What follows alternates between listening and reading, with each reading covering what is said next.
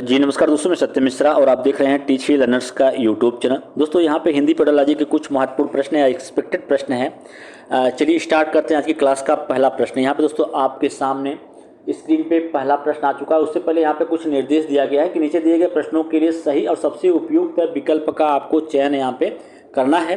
तो पहला प्रश्न जो है दोस्तों पेडागोजी से यहाँ पे जो पूछा गया है कि एक अध्यापक ने कक्षा 5 के शिक्षार्थियों को कैप्शन या जिसको शीर्षक बोलते हैं के साथ एक फिल्म दिखाई। यह फिल्म जो है पाठ्य पुस्तक के एक अध्याय पर आधारित थी। कैप्शन के साथ दिखाई जा रही फिल्म किस बात के लिए प्रोत्साहित करेगी? पहला ऑप्शन दे रखा है यहाँ पे कि पहला ऑप्शन है कि श्रवण युक्तियाँ सक्रिय रूप से देखना और विद्यार्थियों को भाषा की प्रामाणिक सामग्री का प्रयोग करने के लिए प्रोत्साहित करना। दूसरा ऑप्शन है कि सक्रिय रूप से देखना और सुनना। तीसरा है कि इस तरह की और फिल्में देखने के लिए विद्यार्थियों को प्रोत्साहित करना। मौखिक संकेतों द्वारा श्रवण युक्तियाँ और पात्रों के अभिनय की सराहना और समीक्षा लिखना। तो बिल्कुल यहाँ पे इस प्रश्न का जो राइट जवाब होगा यहाँ पे ऑप्शन नंबर फर्स्ट होगा कि श्रवण युक्तियाँ सक्रिय रूप से देखना और विद्यार्थियों को भाषा की प्रामाणिक सामग्री का प्रयोग करने के लिए प्रोत्साहित करना। तो चलिए दोस्तों हम अगले प्रश्न पे चलते हैं। यहाँ पे अगला प्रश्न आपके सामने स्क्रीन पे, और इस प्रश्न में पूछा गया है कि एक बालिका जो है अपनी भाषा कक्षा का अनुभव माँ के साथ साझा करती है और कहती है कि कभी कभी हम अपनी आंखें बंद करते हैं और हमें अध्यापिका अपने बस्ते में से कोई भी वस्तु निकालने के लिए कहती है, फिर हमें उस वस्तु के बारे में बताना होता है। यह सीखने का बहुत अच्छा तरीका है। बच्चे की यह टिप्पणी अधिगम के बारे में बच्चों की प्राथमिकता की ओर संकेत करती है और उसकी प्राथमिकता की पहचान कीजिए। बिल्कुल यहाँ पे उसकी प्राथमिकता की पहचान करना है। पहला ऑप्शन दे रखा है कि जब मैं कुछ करती हूँ तो भाषा प्रयोग अच्छी तरीके से याद कर लेती हूँ। दूसरा है कि मैं जब सुनती हूँ तो भाषा प्रयोग अच्छी तरीके से याद कर लेती हूँ। जब मैं देख कर नकल करती हूँ तो भाषा प्रयोग जो है अधिक अच्छी तरीके से याद कर लेती हूँ। बिल्कुल, मैं जब देखती हूँ तो भाषा प्रयोग अच्छी तरह से याद कर लेती हूँ।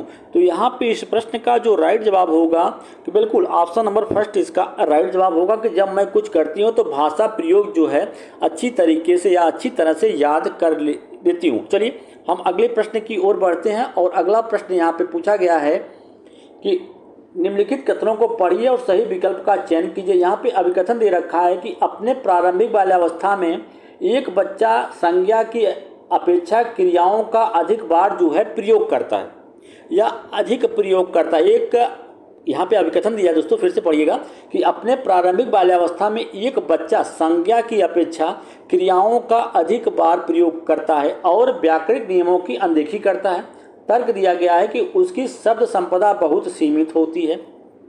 तो इस प्रश्न का राइट जवाब क्या हो जाएगा?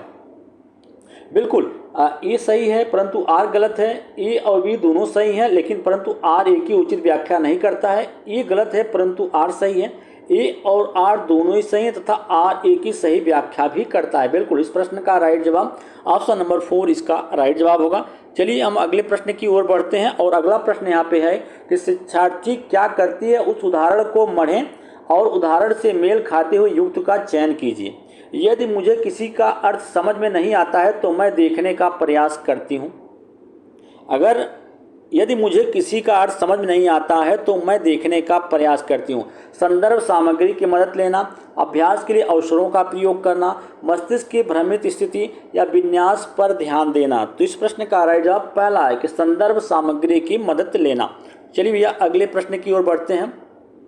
अगला प्रश्न है कि नैदानिक प्रशिक्षणों का प्रयोग किसके आकलन के लिए किया जाता है? जो नैदानिक प्रशिक्षण है उसका प्रयोग किसके आकलन के लिए किया जाता है?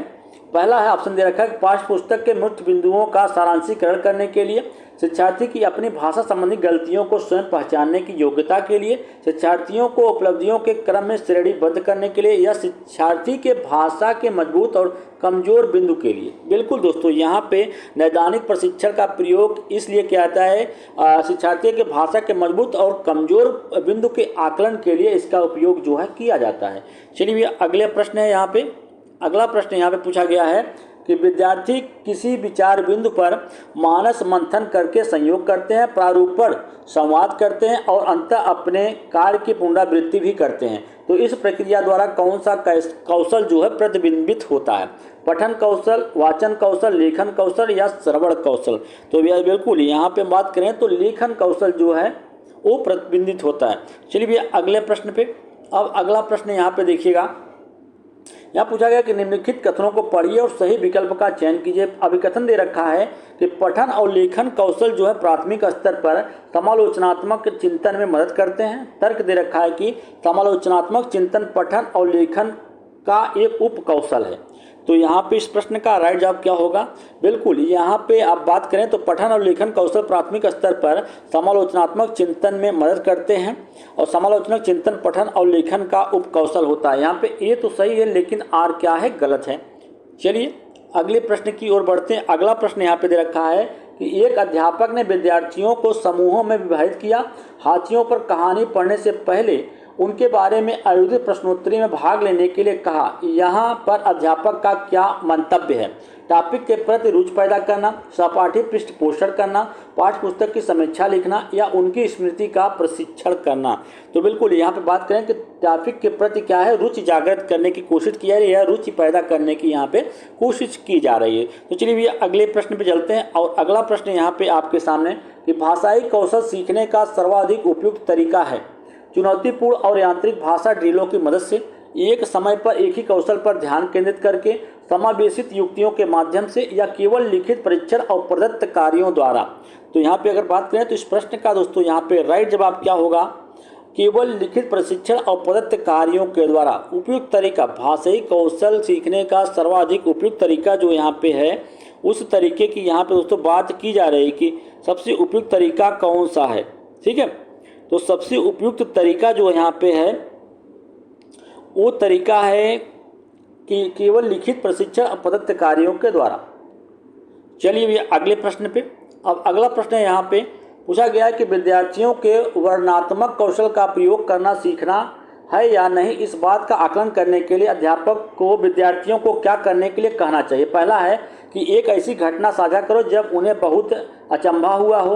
पाठ्य वस्तु में आए क्रिया विशेषण शब्दों को गोल घेरा बनाओ या गोल घेरा लगाओ। वर्णन करने वाले शब्दों के प्रयोग में हुई गलतियों को सही करो। कहानी पढ़ो और बोध आधारित प्रश्नों के उत्तर दो। तो इसमें से इस प्रश्न का राइट जवाब ऑप्शन नंबर फर्स्ट होगा कि ऐसी घटना साझा करो जब उन्हें बहुत अचंभा हुआ हो। अगला प्रश्न क्या है यहाँ पे? कहा कि भाषा की कक्षा में एक विद्यार्थी जो है वो अवरोध पैदा कर रहा है, मतलब रुकावट पैदा कर रहा है। तो इस विद्यार्थी के साथ किस तरह का व्यवहार किया जाना चाहिए?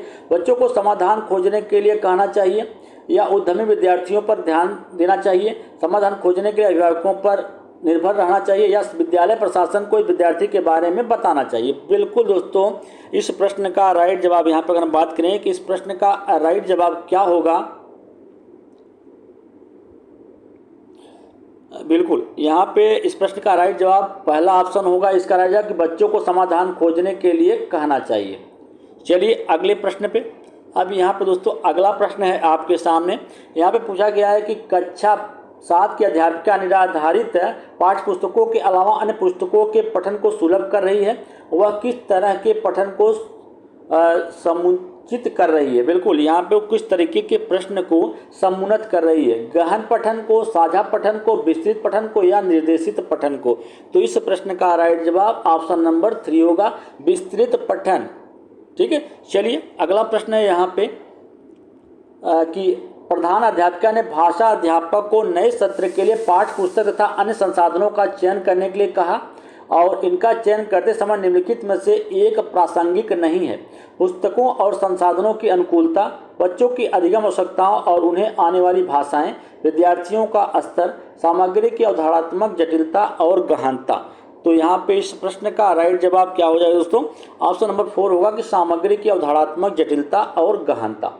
चलिए अगला प्रश्न है यहाँ पे पेडागोजी का। इस प्रश्न में दोस्तों पूछा गया कि अध्यापक ने शिक्षार्थियों द्वारा भाषा सामग्री के प्रयोग के द्वारा प्रयोग का निरीक्षण करने के लिए मानदंड निर्धारित किए। सामग्री के प्रयोग का निरीक्षण करने के लिए कौन सा मानदंड सर्वाधिक रूप से महत्वपूर्ण और सहायक है?